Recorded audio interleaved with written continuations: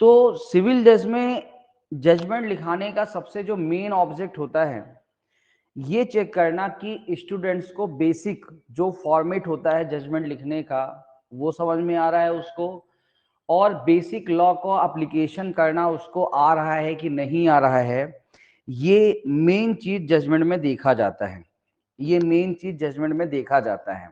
ठीक है, तो पहले मैं एक बेसिक सा इंट्रोडक्शन जजमेंट के बारे में दूंगा प्रॉपर तरीके से। जजमेंट की बातचीत करें तो सिविल क्रिमिनल दोनों जगह आप देखते हैं। तो कंटेंट्स ऑफ जजमेंट, जैसे कंटेंट्स ऑफ जजमेंट, जजमेंट की अंतर्वस्तु, जजमेंट में क्या क्या चीजें शामिल हैं। तो कंटेंट्स ऑफ जजमेंट की यदि हम बातचीत करते हैं तो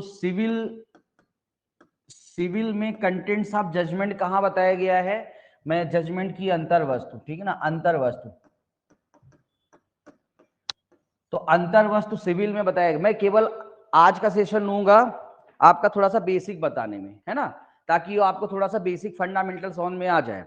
और उसके बाद फिर मैं किस प्रकार से आरओ फ्रेम करते हैं वो बताऊंगा। और जब आरओ फ्रेम करना आपको आने लगेगा तो मैं जजमेंट तक पहुंचूंगा। तो आज कितनी बातें हो जाएं, 1-1.25 घंटे का सेशन रहेगा।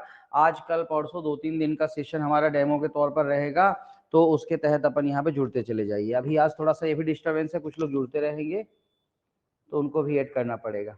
कंटेंट्स ऑफ जजमेंट की बातचीत करते हैं तो सिविल में आपका जो contents of judgement order 20 rule 4 में कहता है कंटेंट्स ऑफ जजमेंट। और जो आपराधिक क्रिमिनल में आपराधिक जो जजमेंट है, कंटेंट्स ऑफ जजमेंट जो है, तो जजमेंट कैसे, उसकी अंतर्वस्तु क्या क्या चीजें उसमें रहती है, ये सीआरपीसी की सेक्शन 354 में जो है तो जजमेंट की अंतर्वस्तु के बारे में बातचीत सिविल और क्रिमिनल में कहता है। आप इन दोनों सेक्शंस को यदि साथ में पढ़ेंगे तो जजमेंट की जो अंतर्वस्तु है कुल मिला के कितनी निकल के आती है, तो किसी जजमेंट में सबसे पहले होता है संक्षिप्त कथन, जिसको बोलते हैं कंसाइज स्टेटमेंट, संक्षिप्त कथन। दूसरा बोला जाता है औदार्य प्रश्न, तीसरा बोला जाता है विनिश्चय, और चौथा बोला जाता है विनिश्चय के कारण। ठीक है ना, आप सभी हिंदी मीडियम के ही होंगे ना, कोई दिक्कत तो नहीं है। बाकी इंग्लिश में मैं बोलता चलूंगा, थोड़ा थोड़ा टर्मिनोलॉजी यूज करूंगा, पर हिंदी मीडियम के ही होंगे क्योंकि मैं जजमेंट हिंदी में लिखवाता हूँ ना, कोई तकलीफ नहीं। पूजा, आप, मधु, आप दोनों हिंदी मीडियम की हैं, है ना, ठीक, यस ओके। अब देखिएगा यहाँ पर संक्षिप्त कथन, जनरली संक्षिप्त कथन, औदार्य प्रश्न, पॉइंट ऑफ डिटर्मिनेशन, और फिर उसके बाद विनिश्चय और विनिश्चय के कारण। ये 4 चीज यहाँ पर बेसिकली जजमेंट में रहता है। अब जब आप लोग जजमेंट जैसे कहीं देखा होगा, फॉर्मेट वगैरह आपने देखा होगा, तो जनरली जो है तो पैरा 1 से लेकर के 4, चाहे आप सिविल जजमेंट लिखो चाहे क्रिमिनल जजमेंट लिखो, पैरा 1 से लेकर के 4 तक की जो बातें हैं वो संक्षिप्त कथन में लिखी जाती है। तो जैसे सिविल जजमेंट की बातचीत करते हैं तो पैरा 1 दोनों में, सिविल क्रिमिनल में पैरा 1 कहता है परिचय वाला, यानी इंट्रोडक्टरी पैरा, यानी कि क्या है, जैसे सिविल में जो है तो वादी का वाद क्या था, ये पैरा 1 में लिखा जाता है सिविल जजमेंट में। और क्रिमिनल जजमेंट में पैरा 1 में लिखा जाता है कि जो अभियुक्त है उस मामले में, उस पर्टिकुलर केस में जो अभियुक्त हैं, उन अभियुक्तों पर किस धारा के तहत चार्ज लगाया गया है। तो किस धारा के तहत चार्ज लगाया गया है, कौन सा अपराध अभियुक्तों ने किया है, ये पैरा 1 क्रिमिनल जजमेंट में लिखा जाता है। और सिविल में बेसिकली ये लिखा जाता है कि वादी ने क्या रिलीफ मांगा है, किसी मामले में वादी ने, प्लेंटिफ ने क्या रिलीफ मांगा है, ये हमेशा लिखा जाता है पैरा 1 में। पैरा 2 में जो है तो लिखा जाता है स्वीकृत प्रश्न, है ना। थोड़ा थोड़ा मैं इनको फॉर्मेट को आपका जब सिविल क्रिमिनल जजमेंट अलग से फॉर्मेट में बातचीत करूंगा थोड़ा सा डिटेल से तो वहां भी बताऊंगा, पर अभी थोड़ा मोटा मोटा बता दूं। तो पैरा 2 में बेसिकली जो है तो लिखा जाता है स्वीकृत कथन। स्वीकृत कथन मतलब ऐसे स्टेटमेंट जिसको दोनों पक्षकार ने स्वीकार किया है ना, दोनों पक्षकार। अब कैसे स्वीकार करते हैं, तो इन जर्नल जो है तो सिविल मामले में जैसे वादी क्या करता है कि वादी अपना वाद पत्र प्रस्तुत करता है और जैसे आपके जजमेंट में प्रॉब्लम है, वादी का वाद पत्र और प्रतिवादी का लिखित कथन रहता है। तो जो जो तथ्य होते हैं जो वादी ने अपने वाद पत्र में स्वीकार कर लिए हैं और प्रतिवादी के लिखित कथन में, दोनों में स्वीकार कर लिए गए, उनको सबको अंडरलाइन करके स्वीकृत कथन, जब मैं जजमेंट बताऊंगा तो कैसे स्वीकृत तथ्य को निकालते हैं वो भी बताऊंगा। तो स्वीकृत कथन को अपन अलग कर लेते हैं। और यदि किसी भी मामले में, अब ध्यान रखिएगा, सिविल में जनरली लिखा जाता है स्वीकृत कथन और क्रिमिनल में जजमेंट में लिखा जाता है निर्विवाद तथ्य। उसी को क्रिमिनल में क्या लगते हैं, निर्विवाद, अनडिस्प्यूटेड फैक्ट। तो वहां पर निर्विवाद तथ्य, तो क्रिमिनल में कोई निर्विवाद तथ्य है, निर्विवाद यानी जिसके बारे में पक्षकारों के बीच में कोई विवाद नहीं है, तो निर्विवाद तथ्य है। तो बेसिकली पैरा 2 में वो लिखा जाता है। पैरा 3 में जैसे सिविल की बातचीत करें तो पैरा 3 में सिविल में वादी का जो वादी का अभिवचन, प्लीडिंग, यानी कि वादी का वाद पत्र संक्षिप्त में लिखा जाता है पैरा 3 में सिविल में, और पैरा 4 में प्रतिवादी का लिखित कथन संक्षिप्त में लिखा जाता है। ये सिविल जजमेंट में हो गया। क्रिमिनल जजमेंट में पैरा 3 में जो है तो अभियोजन साक्ष्य लिखा जाता है। तो थोड़ा क्रिमिनल जजमेंट में पैरा 3 में अभियोजन साक्ष्य मतलब कि जैसे देखो, अधिकांश आपराधिक मामले कोर्ट में कैसे जाते हैं, एफआईआर लॉन्च होती है, तो वहां पर एक एफआईआर लॉन्च होने के बाद फिर किस प्रकार से पुलिस इन्वेस्टिगेशन होता है, पुलिस रिपोर्ट तैयार की जाती है, और पुलिस रिपोर्ट तैयार करने के बाद किस प्रकार से संज्ञान लिया जाता है, वो पूरी थोड़ी प्रोसेस शार्ट में जो है संक्षिप्त में वहां पर लिखा जाता है पैरा 3 में। और पैरा 4 में यदि अभियुक्त के द्वारा कोई बचाव साक्ष्य पेश किया गया है, वो चीज वहां पर लिखा जाता है। तो कुल मिलाकर के जो संक्षिप्त कथन होता है वो पैरा 1 से लेकर के पैरा 4 तक में संक्षिप्त कथन के बारे में बातचीत यहाँ पर करता है। ये यहाँ पर ध्यान रखिएगा। अभी मैं सिविल क्रिमिनल दोनों जजमेंट को लेकर के बेसिकली बातचीत कर रहा हूं, तो यहाँ समझिएगा, ठीक है ना। बात समझ में आ रही है, कोई समस्या तो नहीं। अब यहाँ पर दूसरा है औदार्य प्रश्न। औदार्य प्रश्न जिसको इंग्लिश में बोलते हैं पॉइंट ऑफ डिटर्मिनेशन, और बेसिकली इसी को जो है तो एविडेंस एक्ट के हिसाब से बोलते हैं आपका विवाद्यक प्रश्न। और सिविल में मतलब सॉरी सिविल में इसको बोलते हैं आपका जो है तो मुद्दे, इश्यूज, विवादक भी बोलते हैं, विवादक भी बोलते हैं, ठीक ना। सिविल में मुद्दे या विवादक, और क्रिमिनल में क्या बोलते हैं, आरोप, चार्ज। तो जो पॉइंट ऑफ डिटर्मिनेशन है तो क्रिमिनल में क्या बोलते हैं, आरोप। औदार्य प्रश्न यानी पक्षकारों के बीच में ऐसा कौन सा विचारणीय प्रश्न है, तो विचारणीय प्रश्न इन जर्नल कहां पे लिखा जाता है, बेसिकली ये लिखा जाता है पैरा 5 में। तो पैरा 5 में जो है तो क्या लिखा जाता है, आपका विवादक प्रश्न यहां पर लिखा जाता है। सिविल में जो है तो अपन इश्यूज बोलते हैं, और क्रिमिनल में जो है तो अपन आरोप यहाँ पर बोलते हैं। ये यहाँ पर ध्यान में रखिएगा। तो संक्षिप्त कथन हो गया पैरा 1 से 4 तक, तो वहां पे थोड़ा थोड़ा मोटा मोटा मैंने बता दिया, डिटेल से अपन बातचीत करेंगे। और यहाँ पे औदार्य प्रश्न यहाँ पर आपका यहाँ पे बता दिया। अब यहाँ पर जो विनिश्चय और विनिश्चय के कारण होते हैं, देखो जजमेंट में जो 6वें पैरा से जजमेंट चालू होता है एक्चुअल जजमेंट, 6 पैरा से एक्चुअल जजमेंट चालू होता है। और इन जर्नल बच्चे 3 चीजों को जो है तो बड़ा यहाँ पे सुनते हैं जजमेंट के बारे में। एक सुनते हैं क्रम बंधन, क्रम बंधन जिसको इंग्लिश में बोला जाता है मार्शलिंग। तो क्रम बंधन ये 6वें पैरा से चालू होता है। मार्शलिंग का बेसिकली मतलब होता है किसी भी जजमेंट में जब पक्षकारों के द्वारा दिए गए साक्ष्य को सीक्वेंस से जमाया जाता है, इसको बोलते हैं क्रम बंधन। तो किसी भी निर्णय में, जजमेंट में साक्ष्य को, अब देखो क्या होता है, अब जजमेंट कौन लिखता है, न्यायाधीश लिखता है। तो न्यायाधीश क्या करता है कि जैसे मान लो अब सिविल क्रिमिनल करूंगा तो आप लोग परेशान हो जाओगे, तो मैं क्रिमिनल तक रहता हूं, ठीक है ना। तो जैसे क्रिमिनल जजमेंट होता है, तो क्रिमिनल जजमेंट में क्या होता है कि जो अभियोजन साक्ष्य दिया गया, अभियोजन साक्ष्य यानी जो सरकारी वकील सबूत देता है, और जो डिफेंस में, बचाव में साक्ष्य दिया गया, तो उन साक्ष्य को प्रॉपर तरीके से जो है तो जमाया जाता है, प्रॉपर तरीके से जमाया जाता है, और किसी साक्ष्य की सुसंगतता का निर्धारण किया जाता है। तो क्रम बंधन में 2 बातें ध्यान रखना, क्रम बंधन में 2 बातें आपकी प्रमुख यहां पे बताई गई है। एक सेकेंड, तो फिर से मैं एक बार आपको चीजों को बता देता हूं फटाफट। मैं यहाँ पे चालू किया जजमेंट, तो मैं बेसिकली जजमेंट का थोड़ा सा फॉर्मेट आपके सामने बताने का प्रयास कर रहा हूं, जिसको बोलते हैं जजमेंट की अंतर वस्तु, कंटेंट्स ऑफ जजमेंट। तो जजमेंट की जो अंतर वस्तु है, कंटेंट्स ऑफ जजमेंट है, तो जजमेंट की अंतर वस्तु में 4 चीजें होती हैं। संक्षिप्त कथन यानी कि कंसाइज स्टेटमेंट, औदार्य प्रश्न, ठीक है ना, विनिश्चय, विनिश्चय कारण, और बेसिकली ये कंटेंट्स सिविल में ऑर्डर 20 रूल 4 में बताए गए हैं और सीआरपीसी में धारा 354 में बताए गए हैं कि जजमेंट के ये 4 कंटेंट्स यहाँ पर होंगे, ठीक है ना। तो ये चीजें यहाँ पे ध्यान में रखिएगा। फिर मैंने संक्षिप्त कथन बता दिया कि संक्षिप्त कथन पैरा 1 से लेकर के पैरा 4 तक में जो जजमेंट लिखा जाता है उसको संक्षिप्त कथन के अंतर्गत रख सकते हैं। पैरा 1 जो है तो इंट्रोडक्टरी पैरा होता है, जिसमें इंट्रोडक्शन दिया जाता है।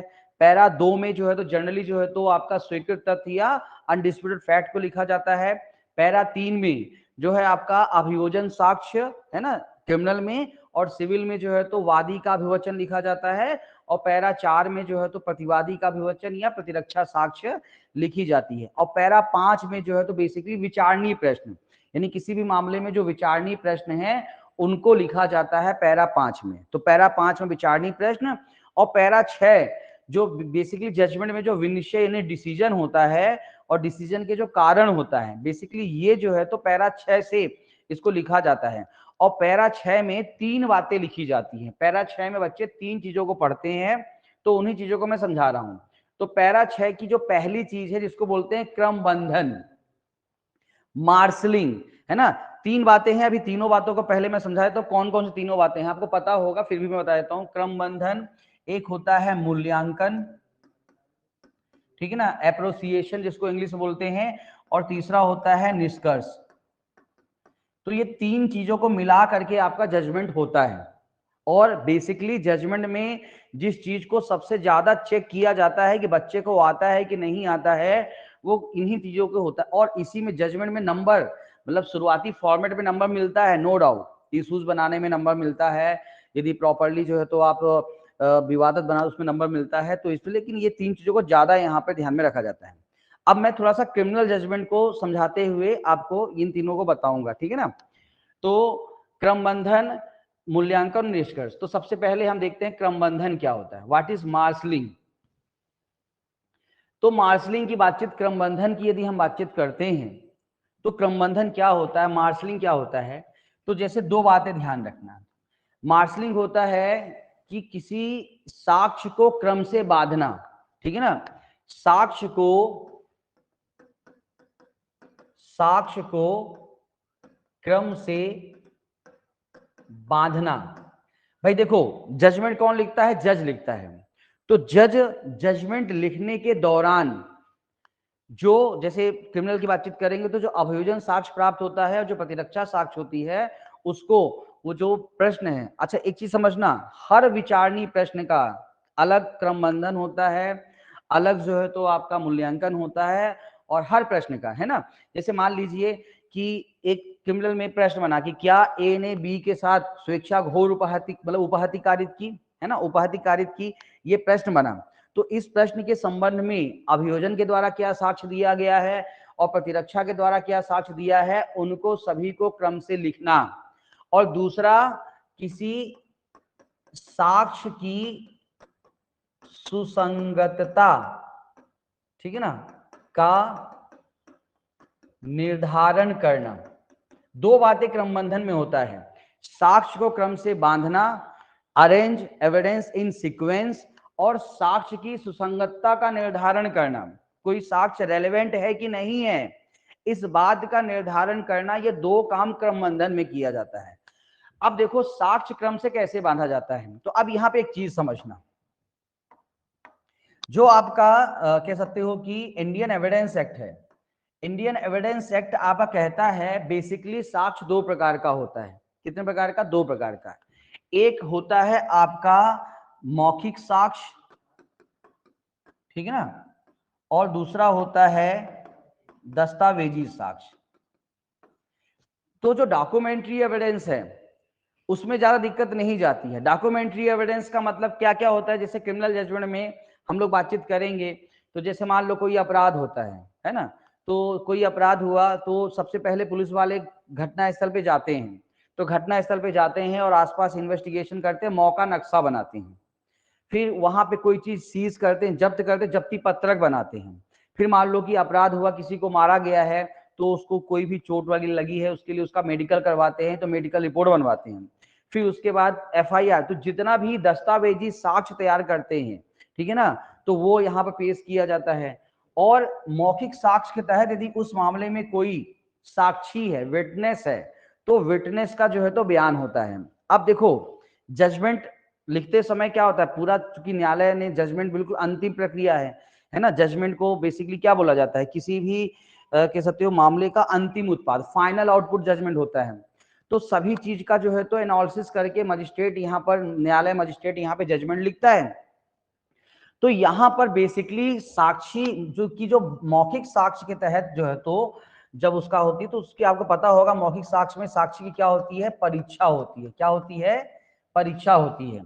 तो परीक्षा में इन जनरल आप लोग जितने भी प्रॉब्लम देखोगे, तो प्रॉब्लम में जो है तो मुख्य परीक्षा और प्रति परीक्षा वगैरह लिखी रहती है।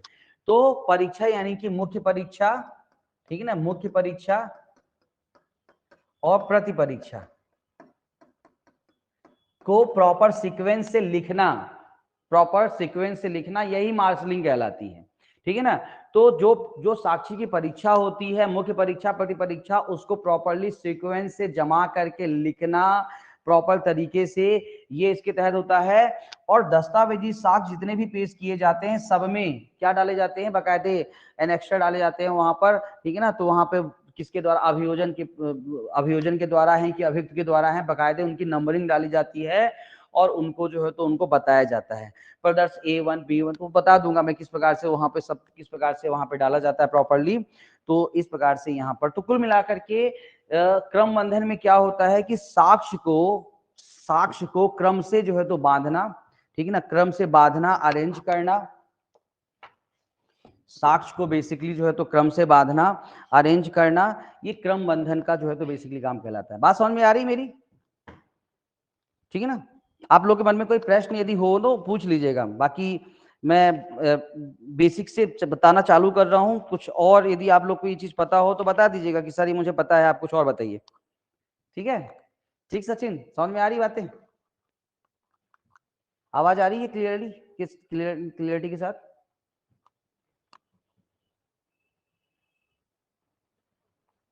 अब देखिएगा, जनरली जो है तो साक्ष्य को पहले किसका साक्ष्य लिखा जाता है, पहले किसका साक्ष्य लिखा जाता है। जैसे आप देखते हो अभियोजन और अभियुक्त दो पक्षकार होते हैं, तो इन जर्नल जो है तो क्रम बंधन में पहले उसका साक्ष्य लिखा जाता है जिसको साबित करने का भार होता है, जिसको किसका होता है, साबित करने का भार। ठीक है ना, साबित करने का भार। अब साबित करने का भार बेसिकली जो है तो आप इंडियन एविडेंस एक्ट की सेक्शन 101, ठीक है ना, 101 जो है तो साबित करने के भार के संबंध में जो है तो बेसिकली बातचीत करता है। तो 101 देखो तो वहां पर इन जर्नल बोला गया है कि वर्डन ऑफ प्रूफ जनरली किसके ऊपर रहता है, यदि आपराधिक मामला है तो अभियोजन के पास रहता है, और सिविल मामला है तो पहले किसके पास रहता है, वादी के पास। ठीक है ना। तो इन जर्नल सबसे पहले किसका साक्ष्य लिखा जाता है, वादी या अभियोजन का साक्ष्य लिखा जाता है किसी भी प्रश्न के संबंध में, और उसके बाद उसके जो प्रतिरक्षा में कोई साक्ष्य दिया गया है या प्रतिवादी ने कोई साक्ष्य दिया है उसको लिखा जाता है। तो बेसिकली सबसे पहले ये देखा जाता है कि साबित करने का भार किसके ऊपर है, पहले उसका साक्ष्य लिखा जाता है, और उसके बाद में सामने यानी विरोधी पक्षकार का साक्ष्य लिखा जाता है। तो ये कहलाता है क्रमबंधन। अब जो दूसरा चीज यहां पर काम करता है उसको बोलते हैं मूल्यांकन। क्या बोलते हैं उसको, मूल्यांकन। अब मूल्यांकन में अब देखो समझना प्रॉपरली, जब न्यायाधीश जजमेंट लिखता है तो सबसे पहले साक्ष्य लिखता है, फिर उसका मूल्यांकन करता है। ठीक है ना। मूल्यांकन का मतलब क्या होता है कि अब न्यायालय यहां पर किसी भी साक्ष्य की ग्राह्यता का निर्धारण करता है। मूल्यांकन के तहत बेसिकली क्या किया जाता है, पक्षकारों द्वारा दिए पक्षकारों द्वारा दिए गए साक्ष्य की ग्राह्यता का निर्धारण विधिक प्रावधानों के तहत करना। तो बेसिकली जब पक्षकारों के द्वारा जो साक्ष्य दिए गए उसकी ग्राह्यता का निर्धारण जब विधिक प्रावधानों के तहत किया जाता है तो बेसिकली ये क्या कहलाता है, आपका मूल्यांकन कहलाता है, एप्रोसिएशन कहलाता है। क्या कहलाता है? मूल्यांकन कहलाता है। ठीक है ना। तो बेसिकली साक्ष्य की ग्राह्यता का निर्धारण करना। साक्ष्य की ग्राह्यता, जैसे मान लो वादी ने कोई, मतलब किसी भी पक्षकार ने कोई साक्ष्य दिया, ठीक है ना, जैसे मान लो कि वादी कहता है कि विवादित संपत्ति मेरी है, तो न्यायालय पूछेगा क्या सबूत तुम्हारे पास, तो वादी ने एक रजिस्ट्री पेश की जो उसके नाम से बनी हुई, तो रजिस्ट्री के आधार पर इस बात का निर्धारण हो गया कि भाई स्पष्ट हो गया कि वो विवादित संपत्ति वादी की है। तो बेसिकली जो है तो वो रजिस्ट्री, अब न्यायालय देखेगा कि वादी के द्वारा पेश की गई रजिस्ट्री प्रॉपर है, यानी कि जेन्युइन है, असली है, ठीक है ना, कहीं फर्जी दस्तावेज तो नहीं है। सब बातों का निर्धारण करने के बाद जब न्यायालय इस बात को निर्धारित कर लेता है कि दस्तावेज सही है, तो फिर वो रजिस्ट्री धारा 9 में सुसंगत हो जाएगी और इसके आधार पर वादी का जो है तो संपत्ति पर कब्जा जो है तो निर्धारित हो जाएगा। तो बेसिकली, और जब ध्यान रखिएगा, जब कोई साक्ष्य ग्राह्य होता है न्यायालय में, जब कोई साक्ष्य ग्राह्य होता है तो किसमें कन्वर्ट होता है? सबूत में। जैसे क्रिमिनल केस में समझिएगा कि क्रिमिनल केस में जो है तो जैसे मान लीजिए कि किसी व्यक्ति के ऊपर आरोप लगा है कि उसने एक दूसरे व्यक्ति को चाकू से मारा। अब मान लो उसकी जानकारी के आधार पर एक चाकू बरामद किया गया। अब चाकू एक बरामद किया गया तो वो रेलेवेंट होगा, सुसंगत होगा, उसको अपन मार्शलिंग में लिखेंगे। लेकिन जब वो चाकू को लैब में जाएगा, लैब में जाके उसका पूरा फॉरेंसिक जो है तो जांच की जाएगी और उसमें अभियुक्त के फिंगरप्रिंट्स वगैरह निकल के सामने आते हैं, तो इससे वह चाकू इस बात के लिए, मतलब कि इस बात को जो है तो एक एज ए प्रूफ काम करेगा कि इसी चाकू से जो है तो मर्डर किया गया है। तो बेसिकली इसी चाकू से मर्डर किया गया है, वह चाकू जो है तो प्रॉपर्ली धारा 9 में क्या हो जाएगा? ग्राह्य हो जाएगा। तो इन जनरल क्या होता है कि किसी भी पक्षकारों के द्वारा जो साक्ष्य है उसका विधिक प्रावधानों के तहत जब ग्राह्यता का निर्धारण कर लिया जाता है, ठीक है ना, तो वो कहलाता है मूल्यांकन। और ये आपके जजमेंट का सेकंड सबसे महत्वपूर्ण पार्ट होता है जिसमें सबसे ज्यादा आपको नंबर मिलते हैं। यदि प्रॉपर तरीके से आपने वैल्यूएशन करना सीख लिया है तो जजमेंट में आपको प्रॉपरली यहाँ पे नंबर मिलते हैं। तो ये दूसरा पार्ट यहाँ पे जजमेंट में समझिएगा। और जो तीसरा पार्ट जजमेंट में है वो है निष्कर्ष। मूल्यांकन के बाद तीसरा पार्ट जो है तो यहाँ पे काम करता है वो है निष्कर्ष। निष्कर्ष, फाइंडिंग। निष्कर्ष यानी कि देखो सिंपल सी बात है कि जब साक्ष्य की, कोई भी साक्ष्य की ग्राह्यता, तो निष्कर्ष मतलब कि अब वही साक्ष्य की ग्राह्यता का निर्धारण करके उसके आधार पर अब न्यायालय एक कंक्लूजन तक पहुंचता है। तो जनरली जो है तो आपराधिक मामलों में क्या बोलते हैं? संदेह के परे। निष्कर्ष कैसा होना चाहिए आपराधिक मामलों में? संदेह के परे। इसलिए आपराधिक मामलों में ये लिखा जाता है कि अभियोजन के द्वारा दिए गए साक्ष्य के आधार पर ये संदेह के परे ये सिद्ध हो जाता है कि इस मामले में अभियुक्त के द्वारा ये पर्टिकुलर अपराध किया गया है। तो बेसिकली जो है तो निष्कर्ष में क्या है कि साक्ष्य को जो है तो संदेह के परे प्रूफ होना, साबित होना, ठीक है ना, संदेह के परे का नियम। तो ये बेसिकली काम करता है आपका क्रिमिनल केस में। और सिविल केस की यदि हम बातचीत करते हैं तो सिविल केस में बेसिकली जो है तो अति संभावना, प्रबल संभावना का नियम काम करता है। सिविल केस में क्या काम करता है? प्रबल संभावना का नियम। प्रबल संभावना का नियम, ठीक है ना। तो प्रबल संभावना का मतलब कि जैसे वादी के पास सबसे मजबूत साक्ष्य है तो वादी के पक्ष में डिक्री हो जाएगी, तो इसको बोलते हैं प्रबल संभावना का नियम। तो बेसिकली सिविल में प्रबल संभावना का नियम काम करता है और क्रिमिनल में संदेह के परे का सिद्धांत यहाँ पे काम करता है। ये यहाँ पर ध्यान में रखिएगा।